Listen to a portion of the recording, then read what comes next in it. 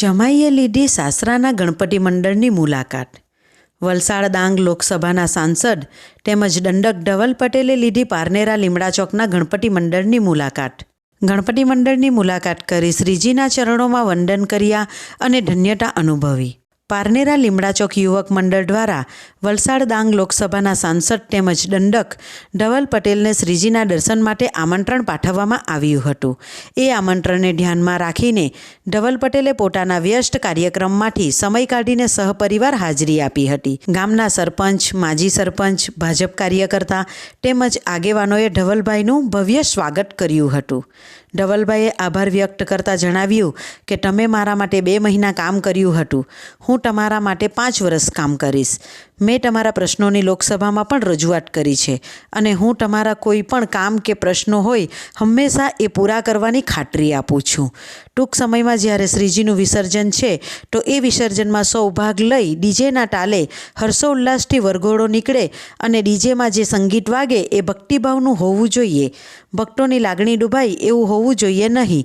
તેમજ પોલીસ તંત્ર અને પ્રશાસન આપણા માટે જ છે તો એમને પૂરેપૂરો સહયોગ આપવા વિનંતી કરી। મોટી સંખ્યામાં ગ્રામજનો ભેગા રહી ધવલભાઈનું અભિવાદન ઝીલ્યું હતું અને ધવલભાઈની વાતને સમર્થન આપ્યું હતું। આપણા પોતાના પારનેરામાં આવ્યો છું અને જે છેલ્લા 10 દિવસમાં 250 ઉપર ગણપતિના મંડળો ફર્યો છું, પણ એમ કહીને કે જ્યારે સાસરેમાં આવે ને ત્યારે સૌથી વધારે પ્રેમ મળે, આજે અહીંયા આવ્યો એટલે સૌથી વધારે પ્રેમ મળ્યો છે।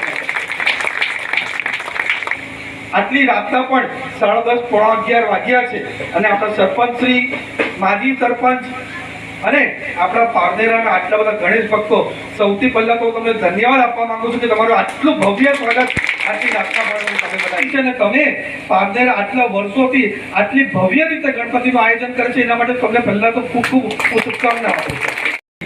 નાચી કૂદીને વિસર્જન કરવાનું છે, ડીજે પણ વગાડવાનું છે, પણ એક ખાસ અપીલ છે કે તમે બધા જેટલા પણ ગીત વગાડો એ ભક્તિ ભાવના ગીત વગાડજો। કોઈ પણ એવા ગીત નહીં વગાડતા જેના લીધે આપણા ધર્મને ને આસ્થાને ઠેસ પહોંચે, એવા કોઈ પણ તમે ગીતો નહીં વગાડતા। બીજું, પોલીસ અને કલેક્ટર આપણા માટે છે, એમને પણ પૂર્ણ સહયોગ આપજો અને આપણે વિસર્જન પણ સરસ રીતે ઉજવશું એની હું તમને ખાતરી આપું છું।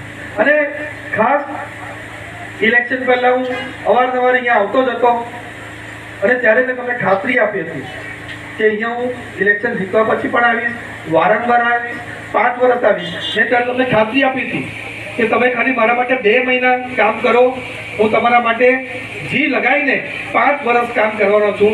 એ કામ મારું ચાલુ થઈ ગયું છે, તમે જોયું હશે લોકસભામાં તમારા માટે હું પ્રશ્ન પૂછતો જ છું।